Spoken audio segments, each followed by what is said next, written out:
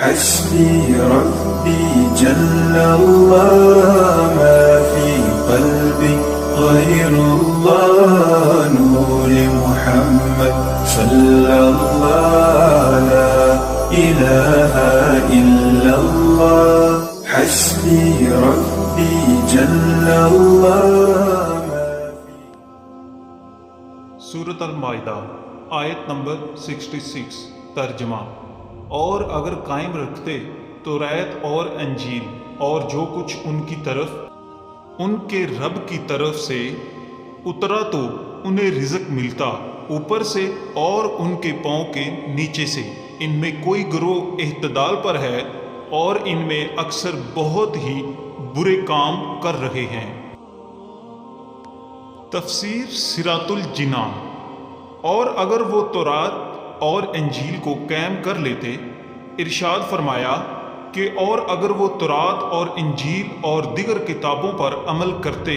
اس طرح کہ نبی کریم صلی اللہ تعالی علیہ وآلہ وسلم پر ایمان لاتے اور آپ صلی اللہ تعالی علیہ وآلہ وسلم کی اتباع کرتے، کیونکہ تورات و انجیل میں اسی کا حکم دیا گیا ہے، اور دیگر تمام کتابیں جو اللہ تعالیٰ نے اپنے رسولوں پر نازل فرمائیں، سب میں امام الانبیاء صلی اللہ تعالیٰ علیہ وآلہ وسلم کا ذکر اور آپ صلی اللہ علیہ وآلہ وسلم پر ایمان لانے کا حکم ہے، تو اگر وہ اس حکم پر عمل کر لیتے تو انہیں ان کے اوپر سے اور ان کے قدموں کے نیچے سے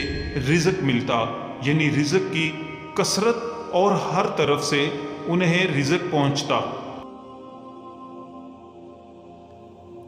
حدیث نبوی کی روح سے حضرت عبداللہ بن مسعود رضی اللہ تعالی عنہ سے روایت ہے، حضور اقدس صلی اللہ تعالی علیہ وآلہ وسلم نے ارشاد فرمایا، اے لوگو، جو چیز تمہیں جنت کے قریب اور جہنم سے دور کر سکتی ہے اس کا میں نے تمہیں حکم دے دیا، اور جو چیز تمہیں جہنم کے قریب اور جنت سے دور کر سکتی ہے اس سے میں نے تمہیں منع کر دیا۔ بے شک روح الامین علیہ السلام نے میرے دل میں یہ بات ڈالی ہے کہ کوئی جان اس وقت تک مرے گی نہیں جب تک وہ اپنا رزق پورا نہ کر لے، لہذا تم اللہ تعالیٰ سے ڈرو اور اچھے طریقے سے رزق طلب کرو۔ رزق کا آہستہ پانا تمہیں اس بات پر نہ ابھارے کہ تم اللہ تعالیٰ کی نافرمانی کے ذریعے رزق طلب کرنے لگو، کیونکہ جو چیز اللہ تعالیٰ کے پاس ہے وہ اس کی اطاعت کے ذریعے ہی حاصل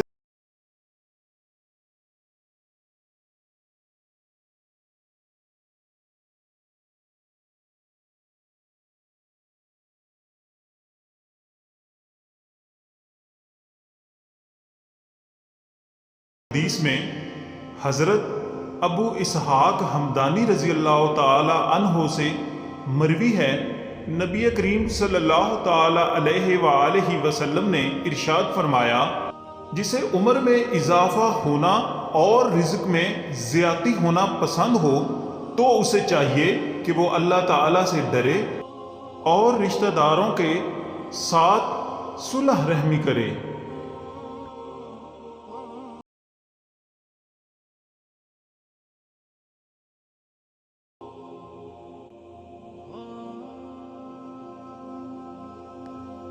وسعت رزق کا ذریعہ۔